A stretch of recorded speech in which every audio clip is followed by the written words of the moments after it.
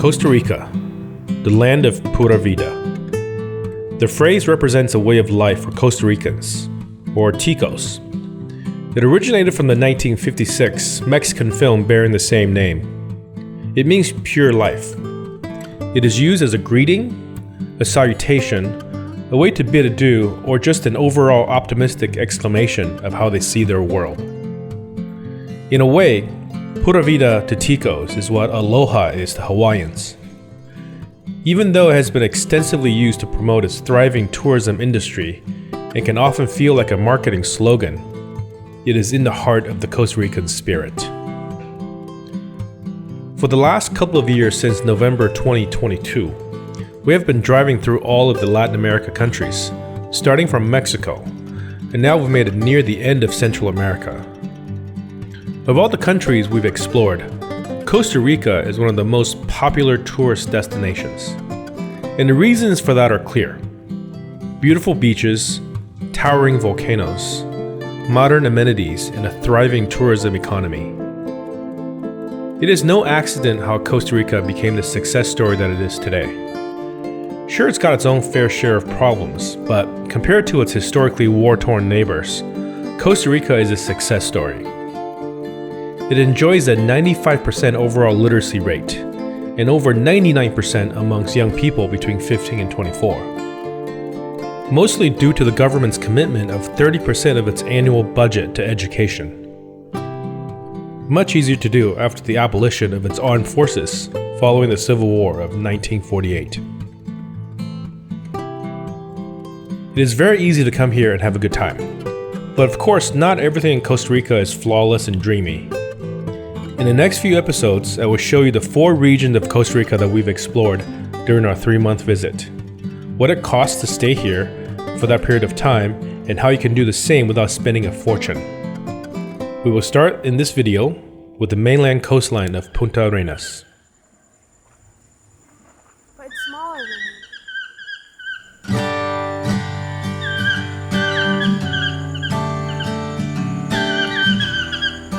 Our first stop is halfway down the Pacific coast to the National Park of Manuel Antonio, the most popular of the 30 national parks in Costa Rica. We're excited to finally be here. Part of it is because we're getting to use the facilities at this fancy boutique hotel where we're meeting my family. It has a beautiful panoramic view from the top of the hills looking down at the beaches of the national park. We didn't even have to leave the premises to see wildlife all around us. We got to see our first pair of scarlet macaws and countless parakeets making their daily rounds every day at dusk. We didn't know this when it happened, but this would be the closest and the most active sighting of a sloth we will see during our entire time in Central America. Where's he gonna go now? No, he's gotta go somewhere. Alright, give him room. Give him room. He's gotta go on a tree or something. Because we're here during the week of Christmas, the hotel was full and festive. But to be here during this time of year, you definitely would have to pay a premium. Fortunately for us, we're just tagging along as guests. On our way to our next destination, we spent a night near the famous beach in Uvita.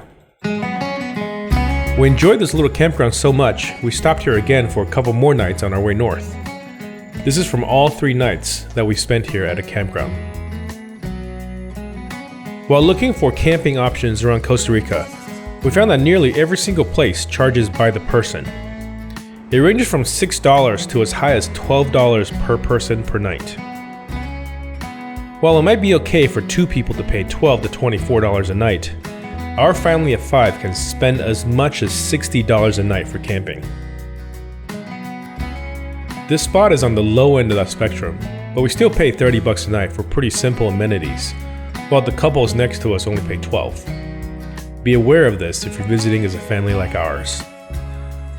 But the wildlife here is incredible. We got to see our first howler monkeys. We also got to see multiple toucans, which are incredible to see in the wild.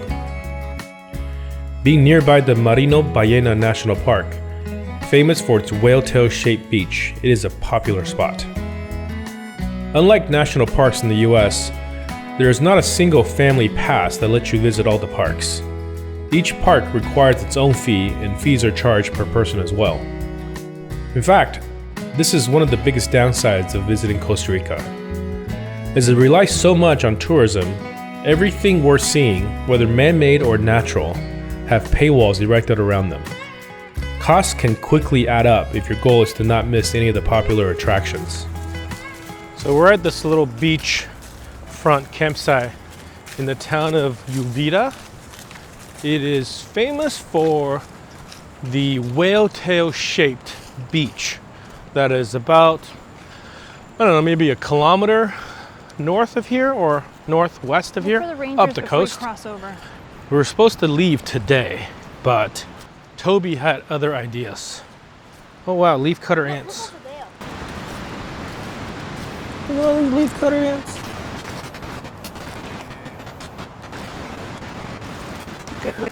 These leaf cutter ants are all over the place. There's so many of them. Yeah, so we got all packed up, ready to go, and we tried to get Toby to come back, and he was napping deep in the jungle. Didn't want to come back at all. So we waited and waited and waited, and by the time he finally came back, it was 3:30, 4 o'clock. Too late for us to get to where we want to go, which is about an hour and a half from where we are. So we're gonna spend another night and then leave in the morning. I'm here at the beach. We're gonna go watch the sunset. It's really close to the beach where we are, and you just kind of walk through a gap in the fence. Technically, I think you're supposed to pay $6 per person for national park here, but if you just walk through here, you end up at the beach. You don't have to pay anything. Kind of the perk of where we're staying. There's people surfing. Is there surfers? Yeah, there's a guy right here riding the wave. Sunsets are beautiful here. Check it out. Where are all these people on the beach staying? There's so many people here. I guess it's yeah, today is January 1st, New Year's Day. So a lot of locals are here. Not a whole lot of them are staying at our campground. There's a Russian couple who have been living in Washington and they're on a trip. And then there's a Italian couple on a 2-week vacation. Almost got it. They rented a 4x4 with a rooftop Did you get tent. wet? The rest of the people that are here, I assume, are just here for the day, or they're staying somewhere else.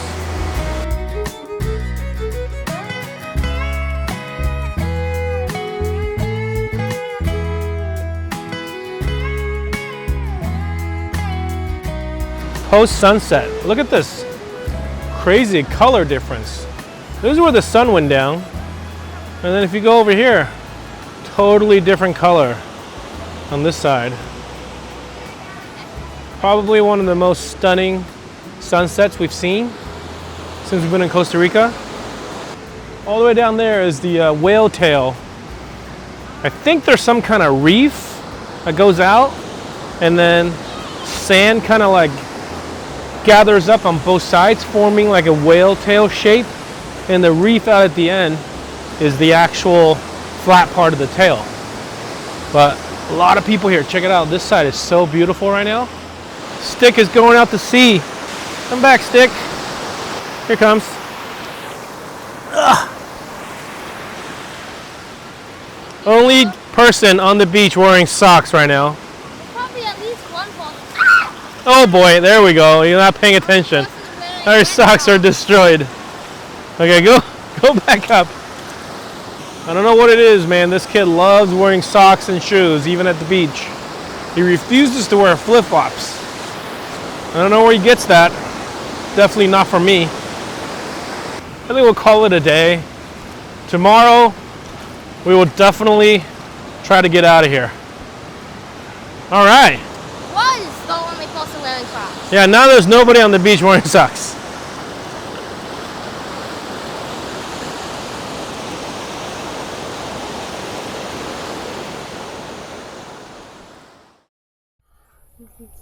Yesterday, you didn't want to come back, Toby. You had to spend $30 to stay another night. Wait for you. Today, we're ready to leave. Just make sure. Our next stop is to drive south to the Osa Peninsula. At the far end is a fishing village called Puerto Jimenez. While the peninsula is known for the widest diversity of wildlife in the whole country, it is also well known for sport fishing.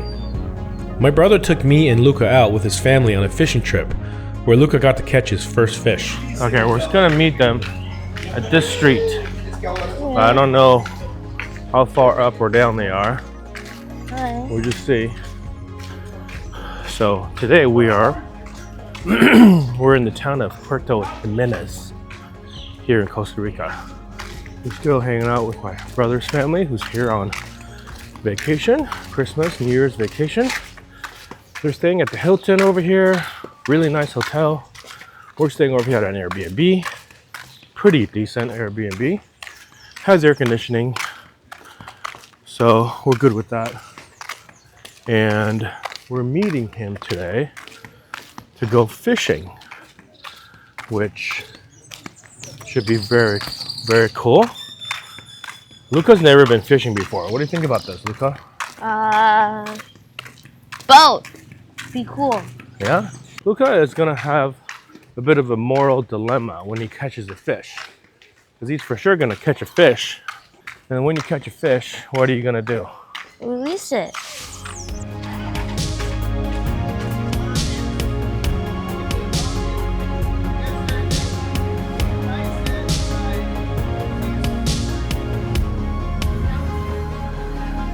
Let it drop down.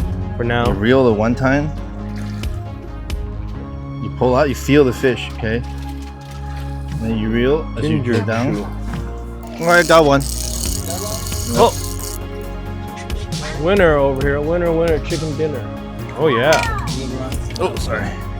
Luca, you wanna try? Catch a bait fish? Maybe this is more your style. Do you see them down there? Don't, it's like 30, 40 meters deep. Okay. My socks. So you see on the fish finder. Yeah. 120 feet. I didn't know you were from Canada.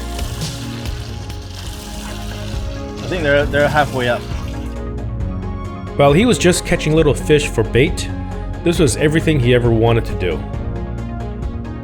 I can't exactly remember for how long he's been asking about going fishing, but I know when he was first introduced to this activity. When we visited Alaska back in 2015, he was just barely 3 years old. He walked along the exposed riverbed as I tried my hands on catching the running salmon. Now that he's nearly a teenager, fish is one of his favorite foods of all time. Prepared in any way imaginable, he is a fan. Although he didn't get to catch that big fish he might have imagined, probably for the better, he did get to see my brother reel in a couple of impressively large catches. Oh, he's got some teeth!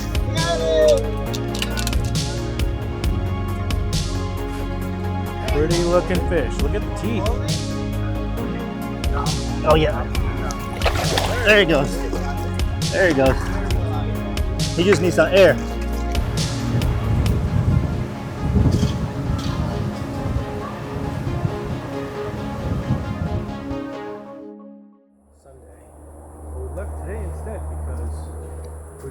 The last spot I want to show you along this stretch of the Pacific coast is Playa Hermosa.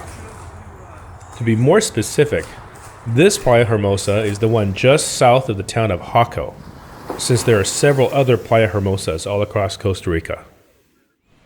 We spent several nights here while house sitting for a friend who moved here a few years ago.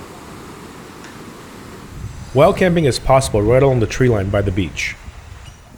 The black volcanic sand contrasting against the white foam of the crashing waves formed along the shoreline is one of the reasons this beach got its name. Surfers arrive daily to ride the waves, and many stay to see the sun setting over the horizon. While the surf here is consistent, it is a powerful and heavy beach break. Its lip pitches fast, and the face of the wave closes even faster. To get a decent ride here at Playa Hermosa requires a good amount of wave riding prowess, youth, and athleticism that have long escaped me. I did give it my best in a couple of sessions, but even on my smaller board, still a log by today's standards, designed for kinder and gentler conditions, didn't do any favors to my middle-aged bones in these waves. Playa Hermosa nearby Jaco is a popular destination as they are the closest beaches to the capital city of San Jose in Central Highlands, where most people live. The weekends and holidays can get a little hectic here, but since we got to spend a couple of weeks house sitting, we got to experience the area a bit more authentically to see a whole gamut of what it might be like to live here.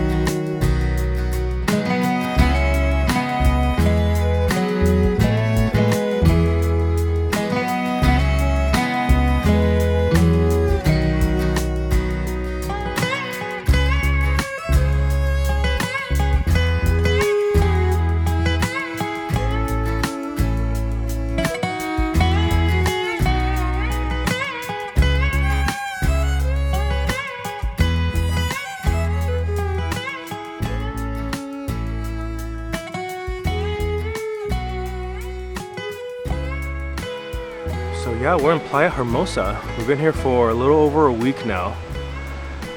We have been kind of house sitting for a friend who was on a little spring break trip out to Guanacaste Peninsula.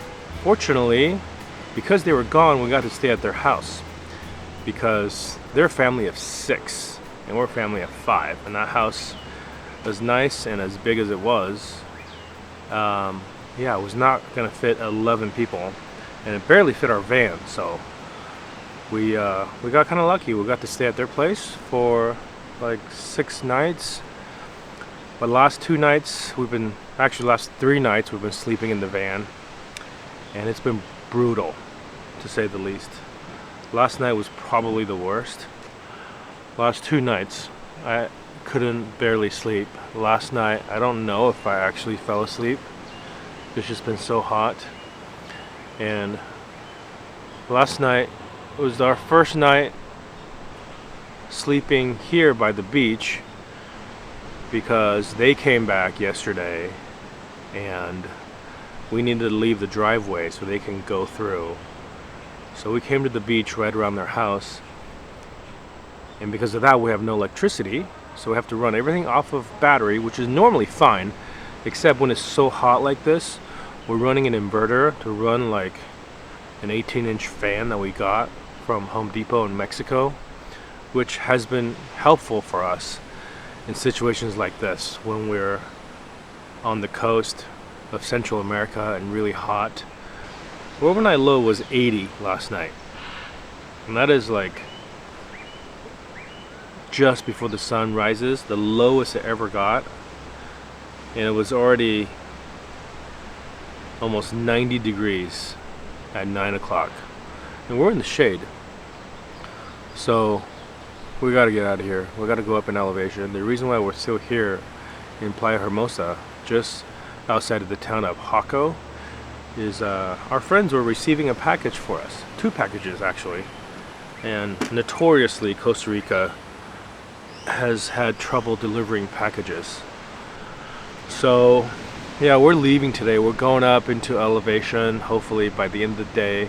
Last night we used between sunset until about right now is when I turned the fans off and opened the doors. 152 amp hours of battery.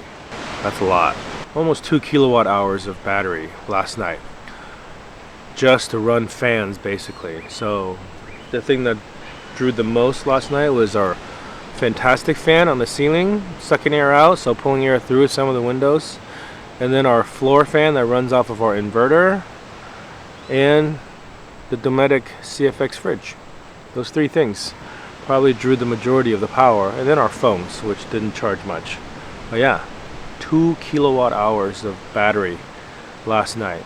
It's very likely that we won't get that much charge from the sun today.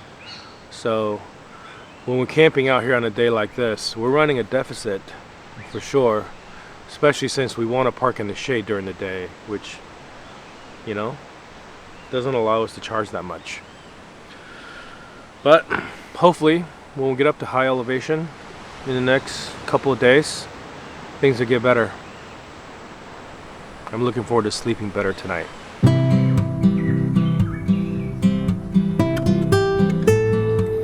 There are a lot more places along the Pacific coast of Puntarenas in Costa Rica. You can spend months exploring here alone and not see it all. I hope you enjoyed this little glimpse, and stay tuned for our next video where we'll take you up the coast and see an entirely different region of Costa Rica's Pacific coastline on the Nicoya Peninsula.